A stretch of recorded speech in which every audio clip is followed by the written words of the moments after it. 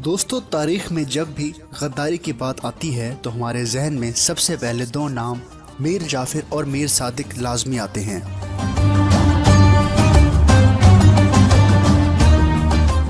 انہوں نے کس سے غداری کی، وہ کون تھے اور ان کا انجام کیا ہوا، ان تمام سوالوں کو آج کی ویڈیو میں ہم آپ سے شیئر کریں گے۔ دوستو آپ تمام لوگوں سے گزارش ہے کہ ویڈیو کو اینڈ تک دیکھیے گا تاکہ آپ پوری معلومات سے مستفید ہو سکیں، اور ابھی تک اگر آپ نے ہمارے چینل کو سبسکرائب نہیں کیا تو پلیز سبسکرائب کر دیں۔ تو چلتے ہیں اپنے ٹاپک کی جانب۔ میرا نام ہے شام اور آپ دیکھ رہے ہیں جی کے شان۔ تو پہلے بات کرتے ہیں میر جعفر کے بارے میں۔ میر جعفر کا پورا نام سید میر جعفر علی خان بہادر تھا، جس نے مغلیہ سلطنت کے دور میں 1757 میں بنگال کے نواب مرزا محمد سراج الدولہ سے غداری کی۔ میر جعفر نے ایسٹ انڈیا کمپنی کے انگریز کمانڈر رابرٹ کلائیو کے ساتھ چال ساز کر کے 30 جون 1757 کو ہونے والی جنگ پلاسی میں نواب سراج الدولہ کو شکست دی۔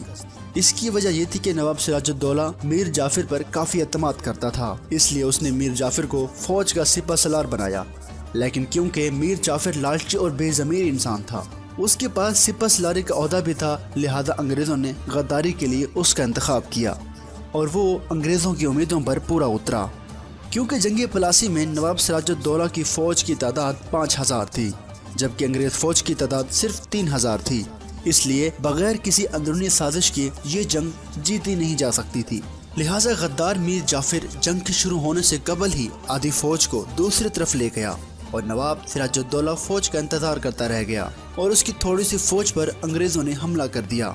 نواب سراج الدولہ کی تھوڑی سی فوج مار دی گئی اور وہ خود میدان جنگ چھوڑ کر بھاگ گیا، لیکن میر جعفر کے بیٹے میر میرا نے اس کا تعاقب کیا اور نواب سراج الدولہ کو شہید کر دیا، اور انگریزوں نے غدار میر جعفر کو بنگال کو حکمران بنا دیا، مگر وہ اس کی بے وفائی اور اس کی نااہلی کی وجہ سے میر جعفر پر اعتماد نہیں کرتے تھے، لہٰذا انہوں نے صرف 3 سال کے بعد ہی 1760 میں میر جعفر کو جیل میں ڈال دیا، اور پھر مزید 3 سال بعد یعنی 1763 میں میر جعفر کو جیل سے نکال کر دوبارہ سلطنت کا علامتی سردار بنا دیا۔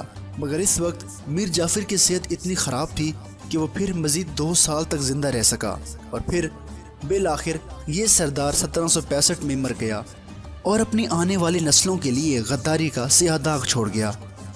اب ہم بات کرتے ہیں دوسرے سردار میر صادق کے بارے میں۔